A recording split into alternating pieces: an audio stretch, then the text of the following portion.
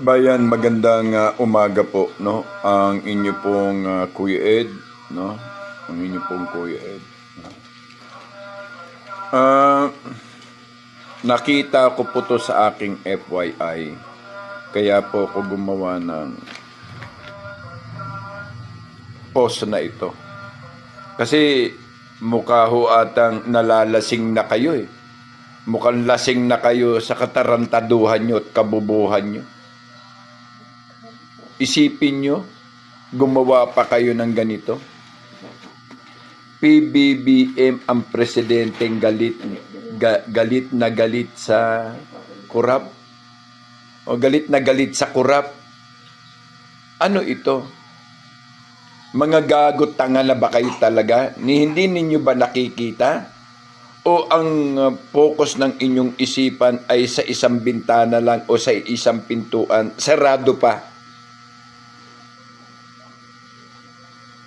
Hindi nyo nga alam kung saan dinala ng adik nyong Pangulo ang 129 billion gold reserve, 800 billion sa Maharlikapan, 500 billion sa Ghost Project, 90 billion na hindi pag-aari ng pusang alaw na gobyernong ito para sa PhilHealth, 62.5 billion sa GSIS, 62.5 billion para sa SSS, 117 billion para sa PDIC, 28.7 billion para sa rural and provincial health benefit, plus 926 billion US dollar na aid ng Biden administration sa Pilipinas, plus yung 17 billion na utang sa World Bank.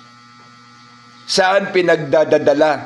Plus, pinirmahan niya pa ang katakot-takot na insertion, reklamo, at ika nga ay irregularidad na pagsang-ayot dito sa 2026 national budget.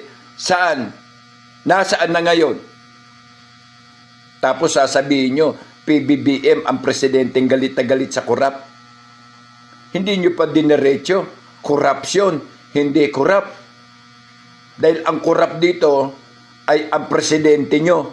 Pusang alaw na yan, gagawa na lang kayo ng mga post, mali pa. Nakinabang ba kayo sa mga putang inang nawawala na yan? Yung pera ng bayan na dapat para sa bayan, sa proyekto ng Pilipinas, na ang